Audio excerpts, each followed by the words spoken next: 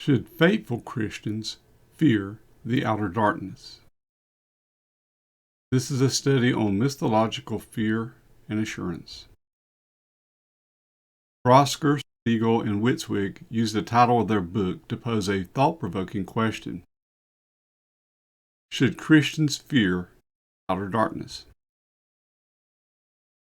In a recent Free Grace International blog, Sean Lazar made a connection between soteriological legalism and misthological legalism, stating, "Many teachers who affirm salvation who vehemently denied that they are setting men under the law in order to be saved, nevertheless produce the same end result of leaving the people with the experience of a works salvation gospel." So Sean asked, have you experienced that? He goes on to say, you might have even experienced it in free grace circles. The same kind of legalism you thought you escaped from lordship salvation can end up being present in teaching about discipline, rewards, or sanctification. There can be a consistent appeal to fear, to law, and to performance that can be just as devastating as in lordship salvation. In a future blog, I'll explore a more gracious way to teach rewards. When faced with that kind of preaching, remember what Christ came to do. He came to set you free from the law. Preachers can threaten you with it all they want, but don't submit. I emailed Sean the next day, expressing my opinion. I see that in your Free Grace International article yesterday, you gave the appearance of coming close to equating misthological fear with legalism, stating, you might have even experienced it in free grace circles. The same kind of legalism you thought you escaped from lordship salvation ends up being present in teaching about discipline, rewards, or sanctification. There is a consistent appeal to fear, to law, and to performance that can be devastating. I went on to add, one of my viewers asked me about misthological assurance since he is struggling with it. I told him I would put it on my to-do list to follow up with a video as to why I do not live in fear of the outer darkness.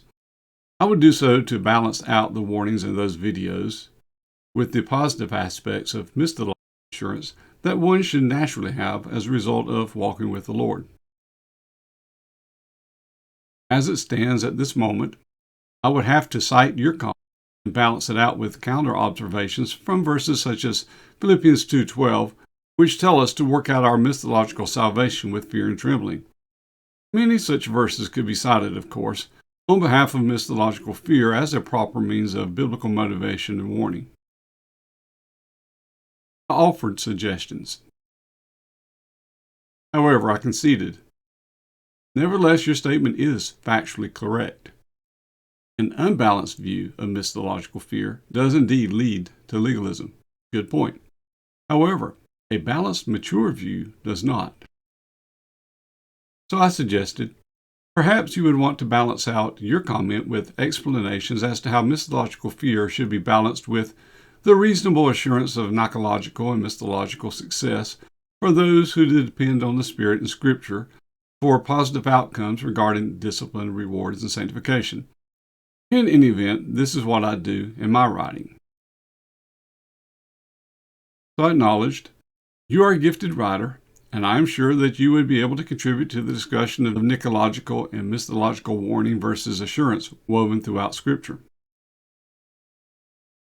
Sean responded with clarifications and a suggestion of his own. In knowledge, I should have been clearer, but I think I have also seen very legalistic approaches to rewards with some folk. I'd like to have a more balanced view on motivations for reward, like not wanting to disappoint the Father, or that is different from morbid fear of the outer darkness or something. So he asked, where have you written about it? Someplace online? I'd love to quote you in a follow-up blog. I responded with my suggested course of action. This information is scattered in my books, plus a lot of it is in some of my unpublished books. To compile my response from these various resources would probably be best handled by a series of short videos, which I can put in an ongoing playlist. Doing so would tailor my response to your comment and to my own videos I just released with a positive counterbalance and also meet my viewers' request for misthological assurance. So I will follow through on this discussion via this series, and I look forward to Sean's exploring what he considers a more gracious way to teach rewards in his blog. You can find my information at my website, attainable through unconditionalsecurity.org, theouterdarkness.org, or misthology.org. And of course, misthology is the doctrine of biblical rewards.